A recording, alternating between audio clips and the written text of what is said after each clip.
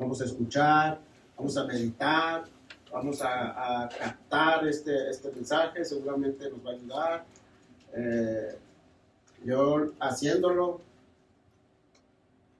la verdad, sí, sinceramente, me llevé 3 horas en nada más escribir 2 párrafos. Quizás se oye muy, pero y lo que pensé, lo que Dios prácticamente me habló, no lo puse. O sea, en ese pedazo no lo puse. Y no se lo voy a decir dónde está. Pero ahí está. Ese es algo fuerte, algo difícil, es un trabajo. Muchos hemos pasado por esto, muchos Dios quiera que no lo pasen. Yo he contado mi historia, tengo más de 15 años sirviendo a Dios. Amén. El último año ha sido de bendición. Y pues espero que ustedes sea de bendición también servir a Dios, conocer a Dios cada día. Y pues voy a introducirme con esto. Juan 10:10, ahorita vamos a leer el texto, o sea, nos vamos a dar cuenta de qué trata el mensaje. No podemos apresurarnos a deducir significados. Muchas veces nos adelantamos cuando escuchamos un versículo, cuando escuchamos una plática, cuando, amén, por una u otra cosa escuchamos, rápidamente nuestra mente se pone en acción y empezamos a empezar a dar respuestas. No podemos apresurarnos a deducir significados sin haber revisado el contexto del mensaje El capítulo 9, si usted mira, estamos en el Juan 10, si usted se va o lee en el capítulo 9, vamos a registrar ahí desde el capítulo 9, registramos la sanidad de un hombre ciego de nacimiento,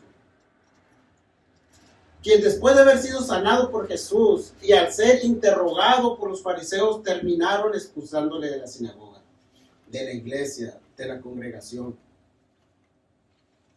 Me suena familiar.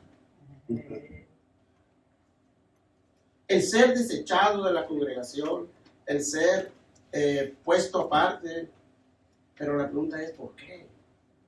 Fue sanado por Jesús. Seguramente él ahí se mantenía cerca de la iglesia, lo desecharon. El día que él recibió la sanidad por parte de Dios, simplemente fue hecho un lado. ¿Por qué? Simplemente porque creyó en Jesús. Este hecho era producto del odio de los judíos, de los fariseos de ese tiempo, hacia Jesús y su obra salvadora. Dice Juan 7:13, sin embargo nadie hablaba abiertamente de él por miedo a los judíos. Era evidente que sus corazones necios y rebeldes se rehusaban con mucha fuerza a creer en el mensaje de Jesús. Y más aún enseñados por él. ¿Cuántos nosotros no quisiéramos ser enseñados por Jesús? Si aquí en la iglesia muchas veces se nos hace difícil escuchar la palabra y entenderla, más ponerla en práctica, ahora por Jesús mismo. Esto provoca la ira de ellos contra el hombre que fue sanado por Jesús. Fíjese, la agarraron contra el hombre este. Fue sanado, ¿no? Querían mirarlo ahí todo miserable. Querían mirarlo ahí prácticamente llorando, pidiendo clemencia, misericordia. La ira de ellos contra el hombre que fue sanado por Jesús. ¿Ven? Inmediatamente miramos el amor de Dios. Vemos después que Cristo interroga al hombre que fue sanado y éste le reconoce como el verdadero Mesías. ¿Qué es lo que se nos viene ahorita a nuestra mente, al entendimiento? Es que Jesús sabía que había sanado a un hombre, pero también sabía que había sido interrogado por los fariseos que no creían en él y lo dejaron fuera de la congregación.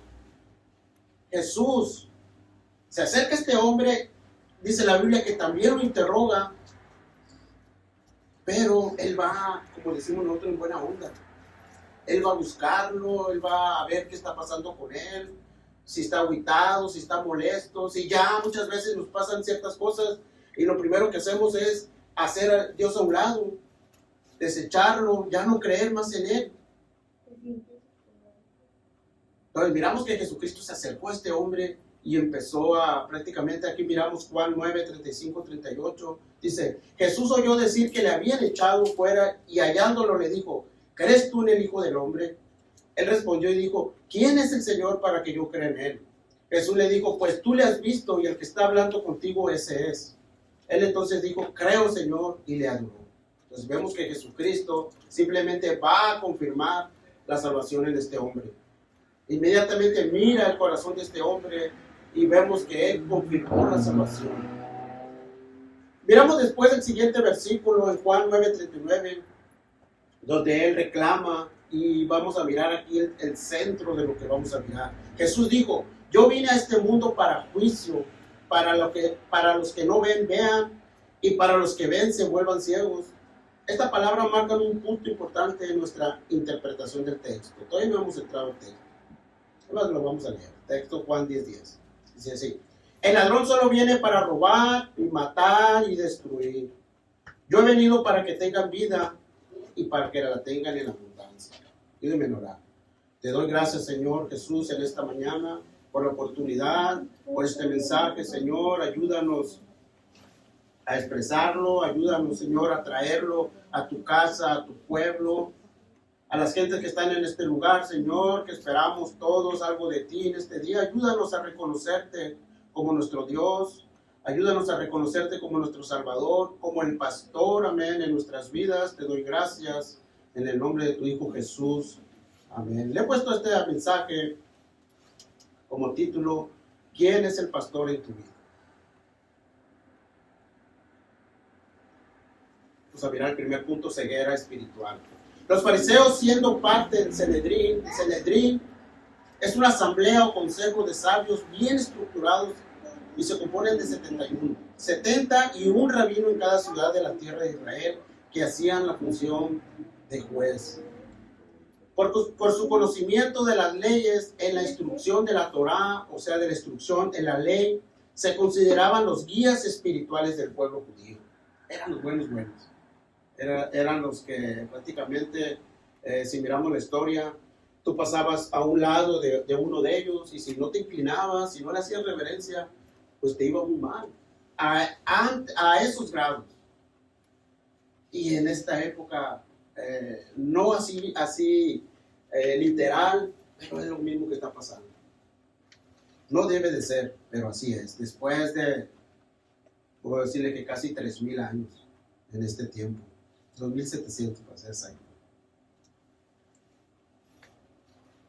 Dice, se consideraban los guías espirituales del pueblo judío, los únicos con la capacidad de conducir al pueblo por la luz de la verdad de Dios.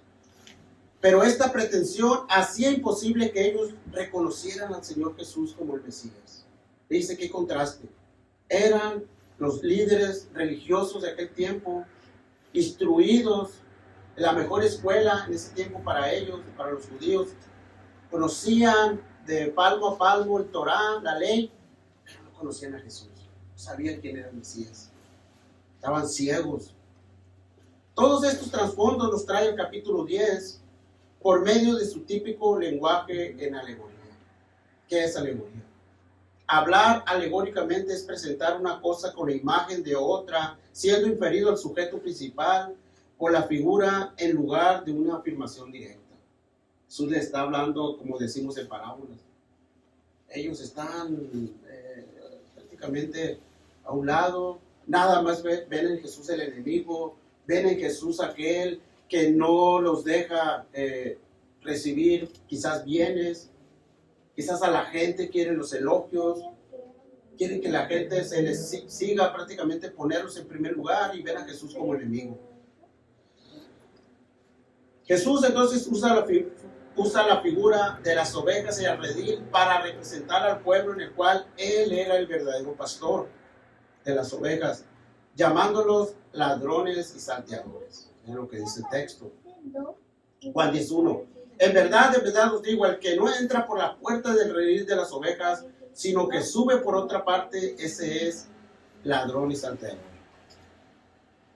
A los que no son verdaderos pastores de las ovejas, aquí miramos en el texto que Jesús delimita su función como pastor.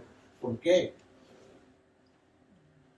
Pues no todos le siguen, sino aquellos que le conocen su voz y lo oyen, y él mismo las conoce llamándoles por su nombre. Él conoce a todas las personas.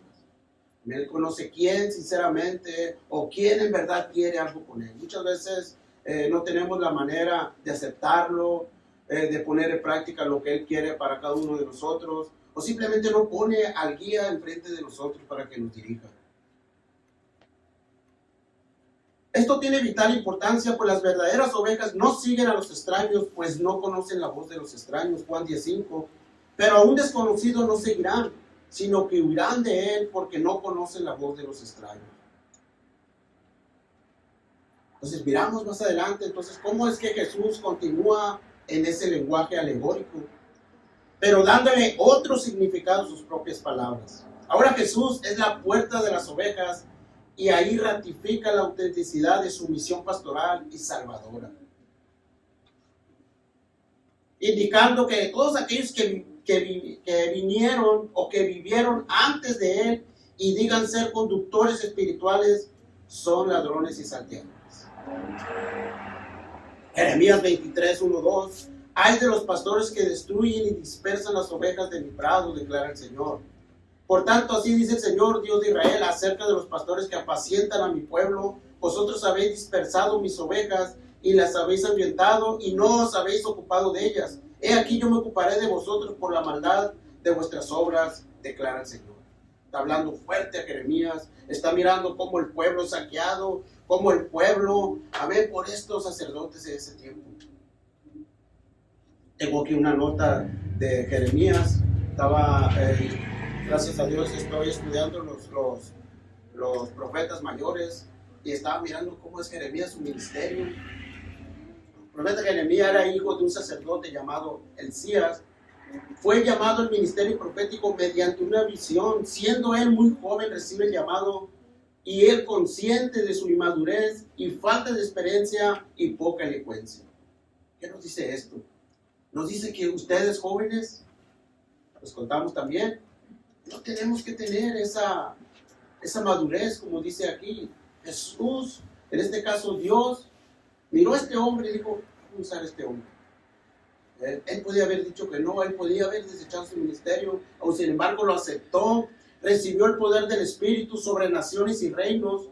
Fíjate en estas 3 palabras, porque las vamos a usar: para arrancar, destruir y derribar, pero también para edificar y plantar. O sea, 3 cosas que iba a hacer al pueblo. Iba él a proclamar, iba él a profetizar ruinas, iba a profetizar guerras en contra de Israel, pero también para edificar y plantar. Cuando Dios llama, capacita, perfecciona y orienta. O sea, Dios no nos deja abajo. Dios no te va a decir: hey, necesito que hagas esto, pero ahí te la echas, a ver cómo le haces. Búscale, yo ya te puse qué hacer, y hasta ahí nomás llega lo que quiero que hagas. El Señor le dijo que lo tratarían con violencia, con oposición por parte desde su ministerio. Le dijo: sabes que no te va a ir bien, vas a pasar por dificultades. No creas que porque eres el profeta de Dios, la gente te va a poner ahí flores cuando pases, te van a meter a sus casas, van a hablar bien de ti. Olvídate de eso, le dijo. Cuando empezó su ministerio, dice que los principales oposiciones a su ministerio, los que se iban a oponer a su ministerio, eran los príncipes. Los príncipes, ¿quiénes son? Los familiares de los reyes, los hijos de los reyes, todos aquellos que están cerca del reino, gente poderosa. Igualmente los sacerdotes. Estamos hablando aquí de los fariseos, de los judíos, de todos aquellos que tienen poder en lo que se refiere al sacerdocio, a las cosas de Dios. Ellos, los sacerdotes, también se van a oponer. Y el siguiente es el pueblo. Imagínense entonces este hombre: los príncipes, el gobierno prácticamente, los sacerdotes y el pueblo. Tres grupos. Le van a hacer la vida imposible a este hombre. Pero, dice, no te preocupes, no van a prevalecer contra ti. No te va a pasar nada, yo voy a estar siempre ahí contigo. Entonces, podemos mirar entonces que nuestro llamado, nuestro ministerio, tiene un respaldo de Dios. Entonces, vamos a continuar aquí. Ya me salí un poquito, aunque es de lo mismo. Entonces, Jesús usa la figura de las ovejas y al redil para representar al pueblo en el cual él era el verdadero pastor de las ovejas, llamándolos ladrones y salteadores.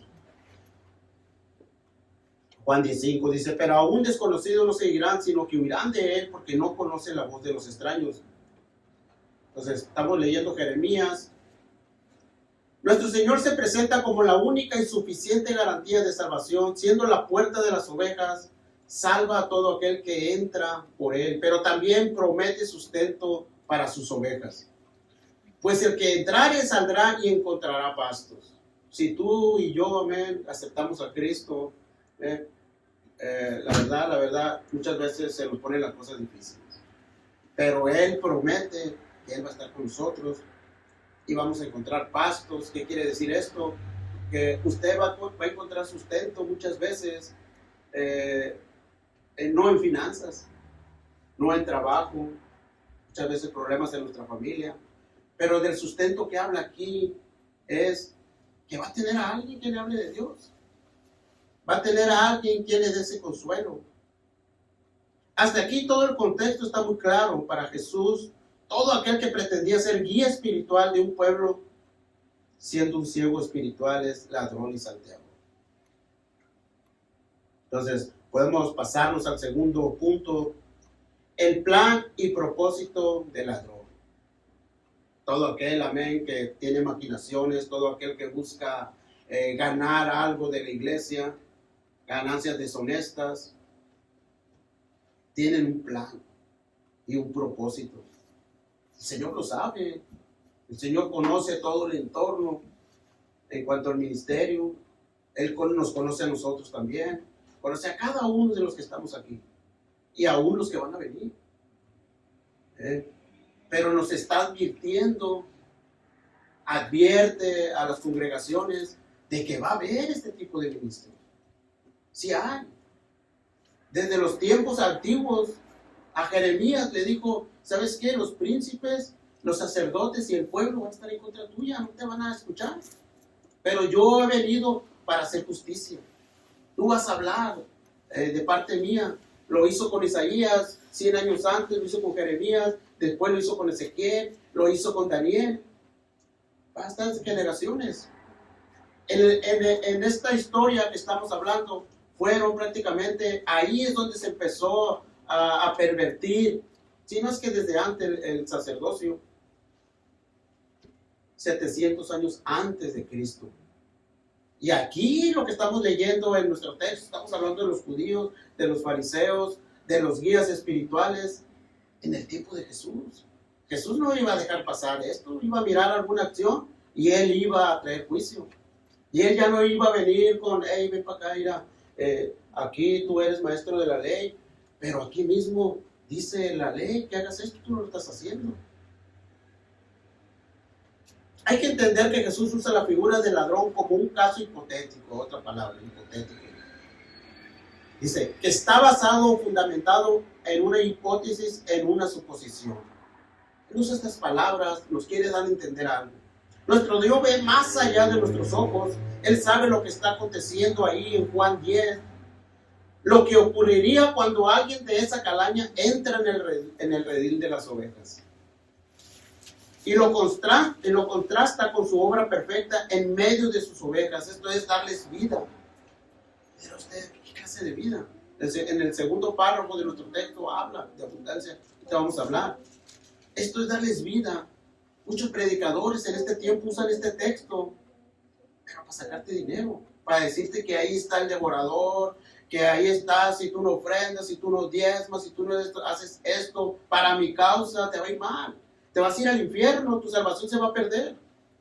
Entonces aquí nos dice, yo estoy aquí para darles vida, pero ¿qué tipo de vida? ¿Será acaso una vida llena de comodidades, lujo y abundancia material? ¿Prometería Jesús una cosa como esas? Aquí nuestro texto no está prometiendo nada de eso. Es bueno tener finanzas, claro, no les digo que no. Es bueno tener un trabajo, es bueno adquirir cosas materiales. Es bueno tener a nuestros hijos bien vestidos, con cosas nuevas. Es bueno hacer eso también. no me quiero inclinar hacia esa parte. Prometería Jesús una cosa como esa, habiendo dicho en otra parte que cualquiera que desee seguirlo debe negarse a sí mismo y tomar su cruz y seguirlo. La vida de la cual se refiere es inigualablemente la vida eterna.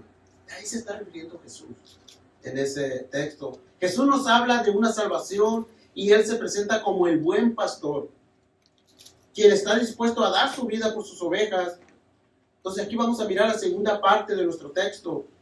Dice, para que tengan vida y para que la tengan en abundancia. No dice que si tú das, se te va a dobletear el dinero, que si tú, amén, pones una devoción directa hacia un líder que tú tengas dentro de la iglesia, Dios te lo va a recompensar, Dios tiene un plan para ti, mira, tú no sabes, muchas cosas de esas. Pero aquí no está hablando Jesús de nada de eso.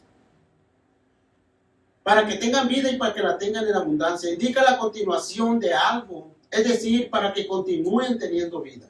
Para que tengan vida en la vida terrenal que ustedes van a tener y para que la tengan en abundancia después. Para que sigan teniendo vida. ¿A qué viene el ladrón? Una pregunta. ¿A qué viene el ladrón? Jesús descubre el propósito del ladrón y cuál es el objetivo. Además, le da un orden de lo que viene a hacer. Jesucristo conoce, sabe cuáles son las maquinaciones, cuál es el plan del ladrón. Creo que para este momento ya sabemos quién es el ladrón. No es el que nos va a robar la bicicleta, ni nos va a abrir el carro y se lo va a llevar. Está hablando de ese ladrón. Dice nuestro texto, usa la palabra robar, del griego klepto, hurtar. Matar, del griego tú, ofrecer primicias a Dios. Luego sacrificar dando muerte a una víctima, ofrecer sacrificios. Destruir, del griego apolumi, destruir totalmente la idea que comunica no es extinguir, sino ruina. Habla de ruina. No habla de ruina material. Habla de ruina hacia nosotros, perder nuestras familias. Dice que no de la persona, sino del bienestar de la persona. Muchas veces el ladrón nos daña nuestra vida espiritual, daña tu relación con tu familia. Está hablando de tres palabras: robar, matar y destruir. Quiere matar muchas veces muchas cosas entre nosotros, pero como les digo, fue la misma palabras que usó con el sacerdote, mejor dicho, con el profeta Jeremías. Le usa también estas tres palabras. Dice, yo te voy a usar para arrancar, destruir y derribar, todo lo opuesto al ladrón. Pero también dice para edificar y plantar. Por causa de la soberbia viene el ladrón. ¿Qué es soberbia? Es altivez, es ponerte arriba de la persona. Y eso Dios prácticamente no lo acepta. Por causa de la soberbia viene el ladrón. Abdías 1:3-5. Es media hoja de la Biblia. La verdad, tuve que recurrir a los números. Muchas veces no lo encontramos. Nos vamos al principio. A ver, los números. Y aquí está. Encontraba esa hoja. Abdías, su profeta menor. Dice, la soberbia de tu corazón te ha engañado. Tú que habitas en las hendiduras de la peña, en las alturas de tu morada. ¿Qué dices en tu corazón? ¿Quién me derribará por tierra? Aunque te remontes como el águila y aunque entre las estrellas, ponga tu nido, de allí te derribaré, declara el Señor. 5. Si vinieran a ti ladrones o salteadores de noche, ¿cómo quedarías arruinado? No robarían hasta que les bastara. Si vinieran a ti vendimiadores, no dejarían residuos. Está hablando, amén, de aquel altivo, de aquel soberbio, el cual cree que todo tiene bajo control. Muchas veces creemos que tenemos todo bajo control, pero el Señor está ahí. Ahí Jeremías está profetizando, y no le está profetizando a cualquier persona. Le está profetizando a estos líderes que se ensalzan de la gente, que humillan a las personas. La soberbia que se establece en el corazón del hombre es porque él mismo le ha abierto la puerta y atraerá a los ladrones. Los ladrones provocan ruinas en lo terrenal, o sea, en este mundo, en esta vida. ya sea en tus finanzas, en tu familia y en nuestra vida espiritual. Igualmente desánimo, amargura y un sinfín de acompañantes, para no decir etcétera, etcétera, etcétera. ¿Ven? Que nos llevan a desviarnos del propósito de Dios. Como te digo, muchas veces no conocemos de Dios, no conocemos las Escrituras, no tenemos en esos momentos a alguien que nos ayude, que nos dé palabras de aliento, y simplemente nos desviamos, nos apartamos, decimos, esto de la iglesia nada más es puro show, esto nada más hay privilegiados, hay clicas. Pensamos muchas veces así, nos apartamos de Dios. Te encuentras a gente en la calle, amigos, ¿qué onda contigo? No tengo nada con la iglesia. No quiero saber nada de Dios. ¿Y a qué se basan? Alguien los molestó, alguien no los guió. Muchas veces somos nosotros los que predicamos, nosotros muchas veces los que estamos, Dios nos ha puesto en un lugar dentro de la iglesia y nosotros dañamos a las gentes. El Señor le habla al profeta Jeremías en 7:4, capítulo 7, versículo 4. No confíes en palabras engañosas diciendo, este es el templo del Señor, el templo del Señor, el templo del Señor. Tres palabras lo mismo. El templo del Señor, la iglesia, la congregación. Este pueblo ha sido engañado por ladrones o falsos maestros que llevaron al pueblo a confiar y apoyarse en palabras engañosas. Estas son palabras, son mentiras que no traen vida, traen muerte. Si escuchas y confías en palabras engañosas que no edifican, lo que hará será darle oportunidad al ladrón que venga a tu vida para robar tu herencia espiritual, matar tu fe, destruir tu discernimiento y conexión con el Espíritu Santo. Amén. Estoy hablando de hombres de carne y hueso, de hombres reales. Los fariseos, siendo parte del Sanedrín, con un amplio conocimiento de las leyes, eran considerados los guías espirituales del pueblo judío, los únicos con la capacidad de guiar al pueblo por la luz de la verdad de Dios. Ellos no tienen ni la idea de lo que es una oveja dentro de la iglesia. Estos hombres no tienen el discernimiento. Jesús conoce las mentes y el corazón de los hombres. Y aquí en Juan 5, 42, 47, pero os conozco que no tenéis el amor de Dios en vosotros. Yo he venido en nombre de mi Padre y no me recibís. Si otro viene en su propio nombre, a ese recibiréis. ¿Cómo podéis creer cuando recibes la gloria de los unos de vosotros y no buscáis la gloria que viene del Dios único? 45. No penséis que yo os acusaré delante del Padre. El que os acusa es Moisés. Aquí me quedé un poquito yo, ahorita lo explicamos. El que os acusa es Moisés, en que vosotros habéis puesto vuestra esperanza. Porque si creyerais a Moisés, me creerías a mí, porque de mí escribió él. El 47. Pero si no creeréis sus escritos, ¿cómo creeréis mis palabras? Hablando Jesús con los fariseos. Si usted, como les digo, usted lee esa parte de Juan, usted se da cuenta que ellos rechazan a Jesús, rechazan al Mesías y aceptan la ley de Moisés, la ley mosaica. Para ellos, Moisés es más importante que Jesús. Y Jesús aquí les pone la ley en su cara, les dice, porque si creyeres a Moisés, me creerás a mí, porque de mí escribió él. Todo lo que tú sabes, yo se lo di a Moisés a escribir. Entonces lo que nos toca a nosotros es examinar las escrituras, porque vosotros pensáis que en ellas tenéis vida eterna y ellas dan testimonio de mí.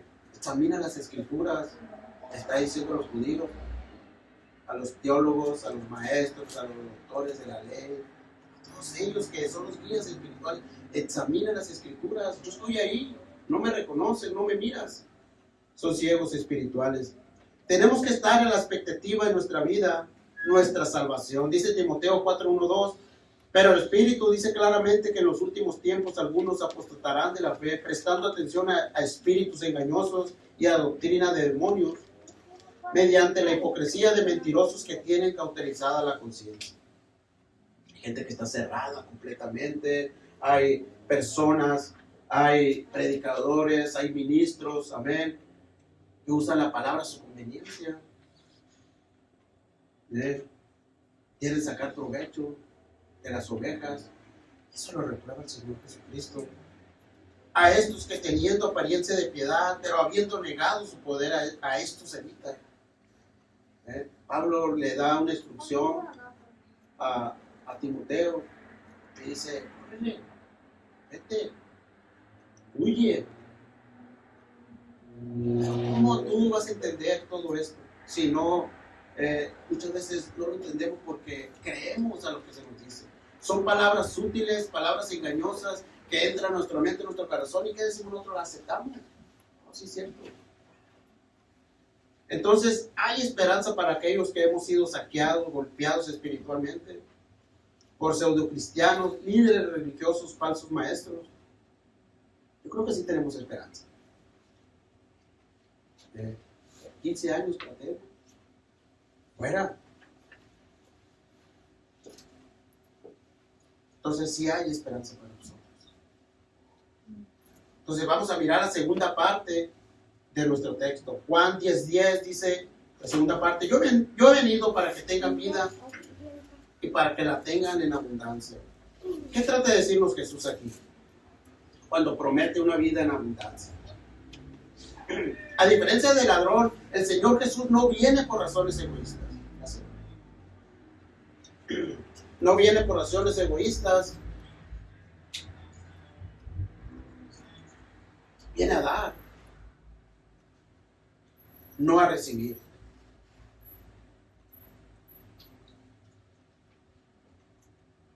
Él no es egoísta, Él no quiere sacarte nada a ti, Él quiere darte. Para que todas las personas puedan tener vida. Una vida útil, alegre y lo más importante, vida eterna en Cristo Jesús. Esta palabra abundante significa altamente más allá de la medida, una cantidad tan abundante como para ser considerada más de lo que esperaría o anticiparía. No entendemos esa palabra nosotros. La mente de nosotros, finita, no entiende cuando el Señor te dice, tú en abundancia. Muchas veces nos vamos sobre la carne nosotros. Dice, oh, que tengo un buen trabajo, voy a hacer un plan aquí. Voy a recibir tanto y tanto y tanto. Oh, qué bueno. Es bueno hacer planes, ser buenos administradores. Pero no está hablando Jesucristo. Estamos hablando de esto. Jesús nos promete en este pasaje de la Biblia una vida mucho mejor de lo que nosotros nos podríamos imaginar. Y tal abundancia se refiere a las revelaciones de su reino. A lo que Él quiere para cada uno de nosotros. A lo que Él nos quiere enseñar. Dice en 1 Corintios 2:9, sino como está escrito, cosas que ojo no vio, ni oyó, ni han entrado al corazón del hombre, son las cosas que Dios ha preparado para los que le aman. De esa vida de abundancia estamos hablando. De la vida eterna. De que seamos útiles, de que estemos alegres, que tengamos gozo, que podamos tener un fin de cosas. Otra cosa importante en cuanto a este mensaje, que nos va a ayudar, que nos va a prevenir, que nos va a advertir de estos ladrones, que es la gran importancia de entender la verdad de Dios. La Santa Escritura. A este don de comprender la Escritura se le llama comúnmente iluminación. Cuando tú estudias la Biblia, cuando tú agarras un texto, amén, te conmueve, empieza a decir, vale, yo aquí no estoy muy bien en esto. Es Dios hablando, Dios usando el Evangelio, usando las palabras precisas para que nosotros podamos darle una vuelta a lo que estamos pasando en ese momento. Se define simplemente como el ministerio del Espíritu Santo en el creyente a través del escritor divino. Depende de qué libro estés leyendo. Por medio de la inspiración se convierte en el intérprete divino, de manera que el creyente puede entender el mensaje. Cuando nosotros entendemos la Biblia, no nos pueden engañar. No viene el ladrón y te quita ese pensamiento, no. Tú lo entiendes, lo captas y le das gloria a Dios cuando dice, sí, pero si es la verdad de Dios. Si son palabras engañosas, te vas a ir. Cada palabra de la Biblia es verdad solo en relación con su contexto. Aislado del texto, puede no ser verdadero. Si tú no sacas el contexto del texto, Si tú no te das, si tú no haces una película, vamos a decirlo así, una serie, dentro del texto y no entiendes de dónde viene, a dónde va, déjame decirte, puede no ser verdad. La autoridad de la Biblia es el poder o el peso inherente en la Escritura, por eso es lo que es. Es una inspiración divina dada por inspiración divina. Sí es palabra de Dios. Tiene autoridad sobre los hombres porque detrás de cada palabra que se pronuncia está la persona que lo dice. Y determina cómo los demás han de considerar sus palabras. Así pues, la palabra de Dios tiene autoridad. La Biblia es la palabra, la necesitamos urgentemente. Necesitamos conocerla. Amén. Porque Dios de esa manera habla las necesidades del hombre y allí donde hay una necesidad es para hacer que nada es dentro de nosotros. Hay un propósito también que la llena. El texto entonces es lo referente a la abundancia, es lo que Él quiere darnos a cada uno de nosotros. Disfrutemos una vida llena de libertad, donde tu espíritu está en tal conexión con Él y que los diseños del cielo se manifiesten en nuestra vida. Que miremos un futuro, que miremos una esperanza, para que el propósito que ha diseñado para nosotros sea cumplido. No permitas que el ladrón, el saqueador entre a tu vida y te desvíe de lo que Dios ha preparado para ti. Tito 3:7 dice, para que justificados por su gracia fuésemos hechos herederos según la esperanza de la vida eterna. En una vida llena de abundancia. Voy a concluir con esto. Entonces, les voy a dar un repaso, un resumen. Esto es lo que nos vamos a llevar. Es lo que yo me llevé en este mensaje. Es lo que les dije, tardé 3 horas. Y dice, aunque ya terminaste. Voy para allá. Espérate, voy a terminar en 10 minutos. Pasaron esas 2-3 horas, no terminé. Y volví otro tiempo más. A ver, y al fin y al cabo, volví a estudiar todo el mensaje. Y pues aquí está. Podemos mirar el principio del sermón entonces mencionando a los judíos, hombres inteligentes, sabios considerados, guías espirituales del pueblo judío, eran los que tenían la capacidad para enseñar la verdad de Dios. Eran instructores de la Torá, maestros de la ley mosaica. Ellos conocían a Jesús. Es más, lo odiaban. Sí, lo odiaban a Jesús. Juan 15:25. Pero han hecho esto para que se cumpla la palabra que está escrita en su ley. Me odiaron sin causa. Una gran ceguera espiritual encierra muchas veces el entorno de la iglesia. Hablar de esa manera, necesito tener mucho respeto, pero es la realidad, es la verdad. Mateo 15:14, dejadlos, son ciegos, guías de ciego, y si el ciego guiare al ciego, caerán en el mismo hoyo. Jesús les llama ladrones, salteadores, a todos aquellos que vinieron antes que Él, y se dice ser guías espirituales. Antes y ahora después también. ¿Quiénes eran los que le hicieron la vida imposible a Jesús? A Él, al único Dios. Fueron ellos. Y si nos pasamos a Romanos, si nos vamos a Efesios, si nos vamos a Gálatas, allá con Pablo, ¿quiénes eran los principales oponentes? Eran los judíos que todavía traían la ley. Ellos como principal enseñanza. Había problemas todavía. Y ahorita, igual. No son los católicos, los testigos de Jehová. Mejor dicho, sí. Esos son los falsos maestros. Pero necesitamos darnos cuenta dónde nos metemos, qué escuchamos. Todo esto nos tenemos que dar cuenta nosotros. Dios tiene un plan para cada uno de nosotros y Él usa su palabra para ayudarnos. Jesús llama entonces ladrones, saqueadores a todos aquellos que vinieron antes que Él y se dicen ser guías espirituales. El apóstol Pablo nos dice en 1 Timoteo 1:2, pero el Espíritu dice claramente que en los últimos tiempos algunos apostatarán de la fe, prestando atención a espíritus engañadores y a doctrinas de demonios, mediante la hipocresía de mentirosos que tienen cauterizada la conciencia. También se nos exhorta a la gran importancia de entender la verdad de Dios. Esta es la que nos va a ayudar completamente. Las Santas Escrituras, examinar las Escrituras porque vosotros pensáis que en ellas tenéis vida eterna.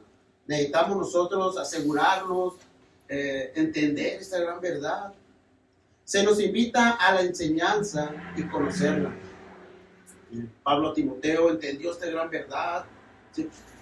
Hay muchos problemas con los corintios, ahí en Efesios. Tú vas a predicar ahí en ese lugar, la gente se te va a ir encima, los sacerdotes, ellos conocen la ley, conocen las enseñanzas, ellos no están encima de ti.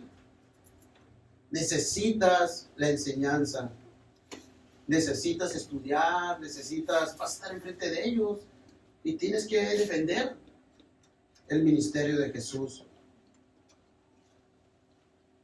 Ten cuidado, le dice, de ti mismo y de la enseñanza. Persevera en estas cosas porque haciéndolo asegurarás la salvación tanto para ti mismo como para los que te escuchan. Prepárate en la enseñanza, en la predicación. Tienes que hacerlo, le dice Pablo a Timoteo. Dice Jesús, yo he venido para darles vida y vida en abundancia. El título, que lo apuntaron. ¿Quién es el pastor en tu vida?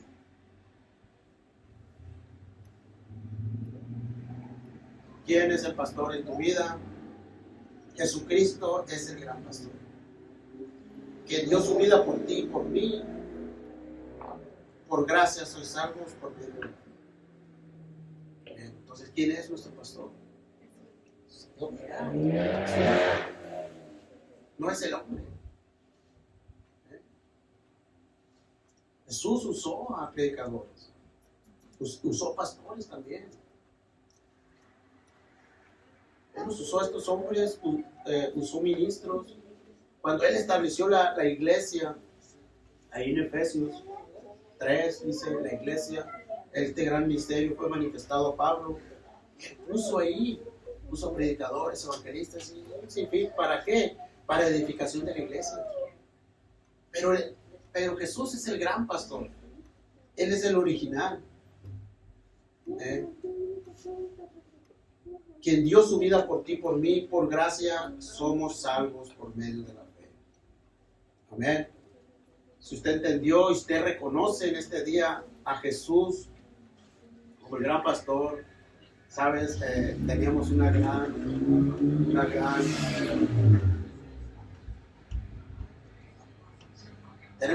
esperanza nosotros. Amén. Vamos a darle un aplauso al Señor Jesucristo.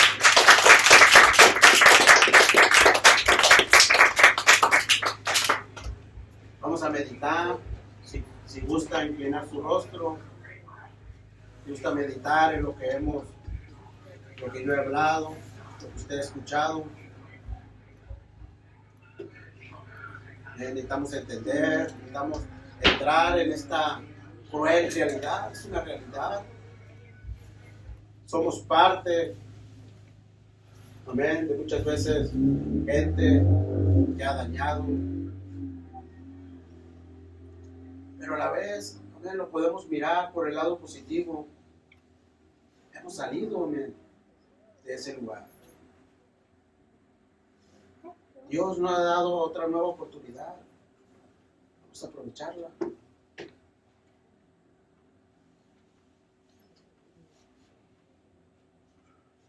La ceguera espiritual está latente en este tiempo.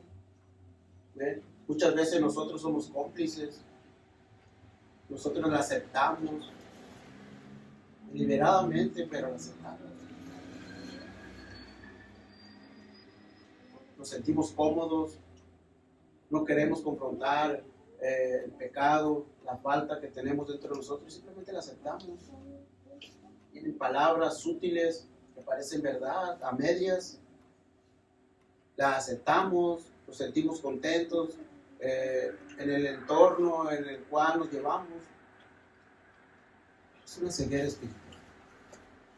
Reconocemos algunas cosas buenas, unas malas, pero aún así sabemos que están dañando nuestra vida, que están dañando a nuestra familia, a nuestros amigos.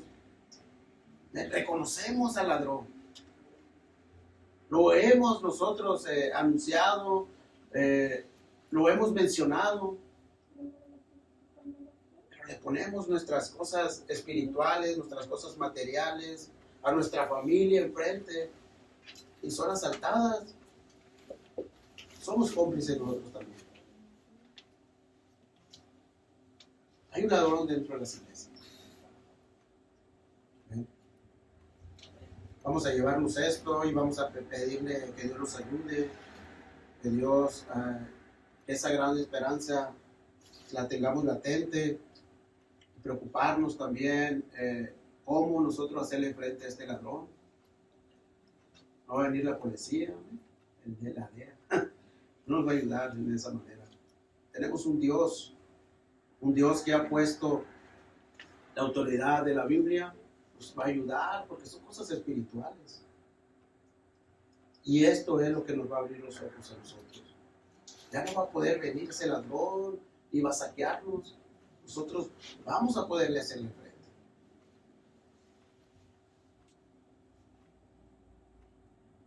Dios es bueno, Dios va a escuchar tu oración.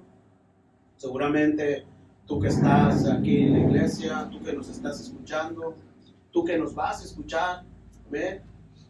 Necesitamos entender esta gran verdad y necesitamos reconocer que Jesús es nuestro pastor. No a medias, Él es nuestro pastor.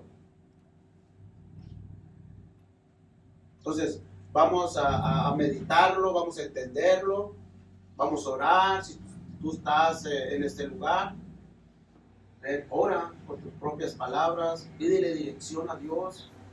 Amén. Si tú estás reconociendo esta parte, si tú pasaste por alguna circunstancia, déjame decirte, Dios te ha ayudado con este mensaje, te va a ayudar y te va a poder, amén, sacarte de ese lugar y te va a proveer, como dice Jesús, nuevos pastos. Te va a llevar a ese lugar donde tú vas a poder avanzar en tu vida cristiana. Amén. Entonces vamos a orar. Te doy gracias, Señor Jesús, en esta mañana. Eres Dios, amén. Tú conoces las necesidades de cada uno de nosotros. Tú conoces, amén, por lo que hemos pasado, por lo que tu pueblo pasa hoy en día. Ayúdanos, Señor Jesucristo. Expón, Señor, al ladrón, al salteador, aquel, amén, que no sigue tus instrucciones. Aquel, amén, que por una u otra cosa está ciego, pero está haciendo estragos en tu redil, con tus ovejas. Ayúdanos, Señor Jesucristo. Ayuda a estos hombres a que ellos se arrepientan, a que ellos tengan el entendimiento y puedan hacerte de tu lado. Ayúdanos también, ayúdame a mí, amén, a poder estar sensible a todas estas cosas, a poder reconocerlas y a poder transmitirlas a tu pueblo. Te doy gracias en esta mañana en el nombre de tu Hijo Jesús. Amén. Aleluya. Este es el mensaje. Espero que lo hayan captado. Dios, amén, nos va a ayudar en este día. Dios tiene planes grandes para cada uno de nosotros y Dios es bueno. Vamos a darle un aplauso al Señor Jesús.